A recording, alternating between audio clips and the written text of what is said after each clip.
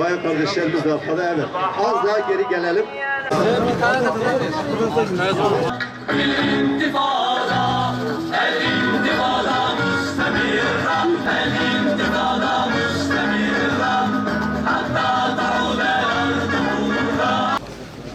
Çok sayıda Filistinli yaralandı ve sakat bırakıldı. Binlerce Filistinli'nin evleri ve arazileri hukuksuz bir şekilde işgal edildi. Gazze'nin etrafına örülen utanç duvarları ile son 100 yılın en büyük açık hava hapishanesine inşa edildi. İsrail'in hukuksuz ablukası ve işgali nedeniyle yıllarca Filistinliler kendi topraklarında esir olarak hayat mücadelesi veriyorlar. İsrail, bölgede bulunan bütün ülkelerle siyasi ve ekonomik bir yakınlaşma kurarak kendine koruma kalkanı oluşturmaya çalıştı. Aynı zamanda Cenin'de, Şuhufat kamplarında, Nablus'ta ve Gazze'de çok sayıda katliam gerçekleştirdi. 75 yıldır hakları, toprakları, vatanları, canları, malları ellerinden alınan Filistinliler, apartheid rejimiyle İsrail zulmü altında çok zor şartlarda yaşamlarını devam ettirmeye çalışıyor. Yapılan bütün anlaşmalara rağmen, uluslararası alanda alınan bütün kararlara rağmen Filistin'e, Kudüs'e, Mescid-i Aksa'ya ve Gazze'ye saldırmaya ve toprakları işgal etmeye devam ediyor. Hamas'a selam, direnişe devam. Hamas'a selam, direnişe devam. Hamas'a selam, direnişe devam. Şunu net bir şekilde gördük. Yeryüzünde bozgunculuk görevini üstlenmiş olan İsrail hiçbir uyarıyı, kınamayı ve eleştiriyi dinlemedi. İsrail her zaman istikrarın ve barışın karşısında düşmanca bir tutum sergiledi. Şimdi İsrail'in karşısında kendi haklarını ve topraklarını savunan Filistinli kardeşlerimizle birlik olma zamanı. Filistin'e selam, direnişe devam. Filistin'e selam, direnişe devam. Ve yaktığı bu ateş kendisini yakacak bir ateştir. Bugünlerde yaşanan olaylar neredeyse bir asıldır pençelerini Filistin topraklarına geçiren apartheid rejimi, İsrail'in uyguladığı zulüm ve işgal politikasına karşı bir baş kaldırıdır. Filistin'de işgal edilen topraklarını savunan tüm kardeşlerimize buradan desteklerimizi ve dualarımızı gönderiyoruz. Bugün burada ve tüm Türkiye'de Filistin dostlarıyla birlikte İsrail'in hukuksuz uygulamalarına ve saldırılarına karşı çıkıyoruz. Selahaddin'in ordusu, kafirlerin korkusu. Selahaddin'in ordusu, kafirlerin korkusu. Tekbir! Allahu Ekber! Şebo, zalıma, bizi cehennem! Şebo, zalıma, bizi cehennem!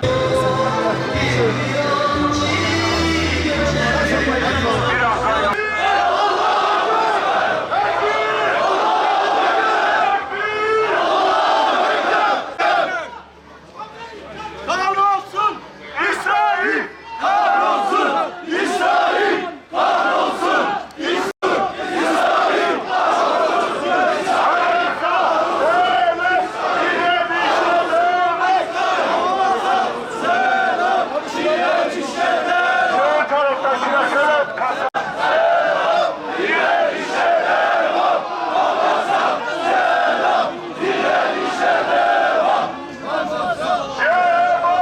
Bizi cehennem! Şebo, zalıma, bizi cehennem! Şöyle kenara atışık.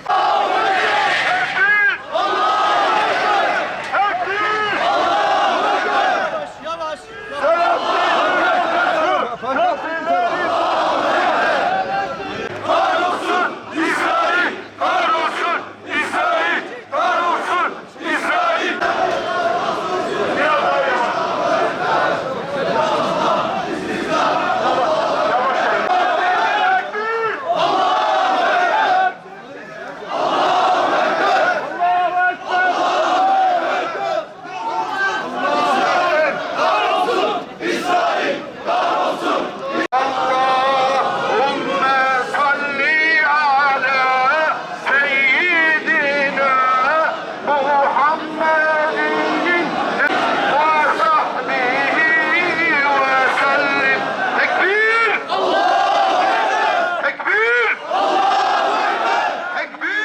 الحمد لله رب العالمين، والصلاة والسلام على أشرف الأنبياء والمرسلين وعلى آله وأصحابه أجمعين ومن اتبعهم بإحسان إلى يوم الدين.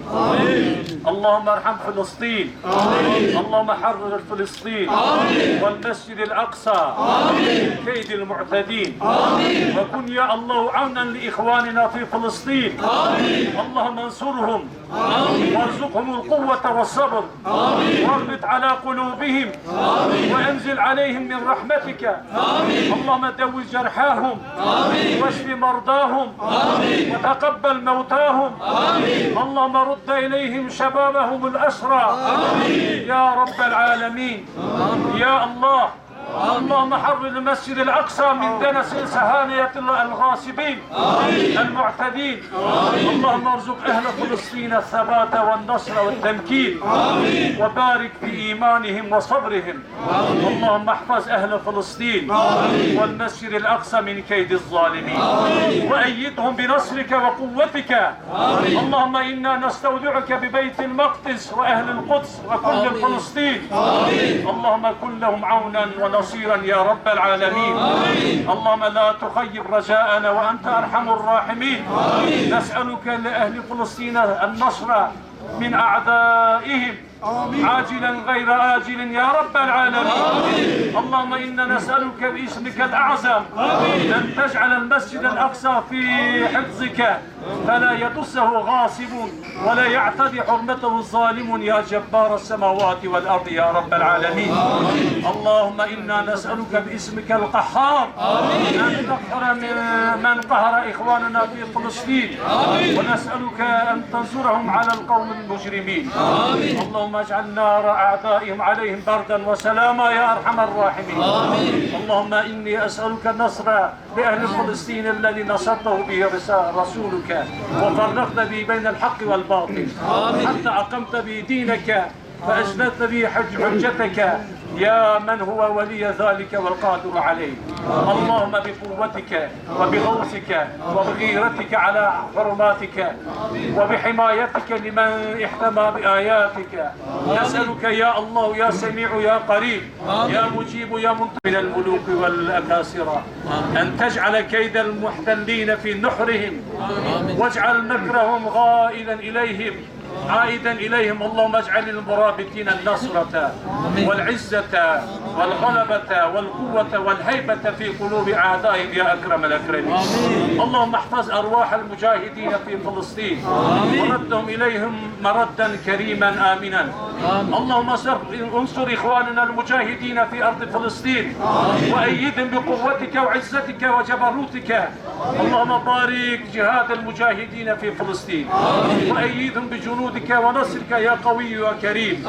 اللهم انصر إخواننا المجاهدين في فلسطين. اللهم كن لهم ولا تكن عليهم. اللهم أنت من أعداء، اللهم انتقم من أعدائهم واقدم على الرعب في قلوبهم ورد كيدهم في نحورهم. اللهم انصر المرابطين المستضعفين أهل فلسطين. آمين. وصلى الله وسلم وبارك على سيدنا محمد وعلى آله وأصحابه أجمعين، والحمد لله رب العالمين. الفاتحة.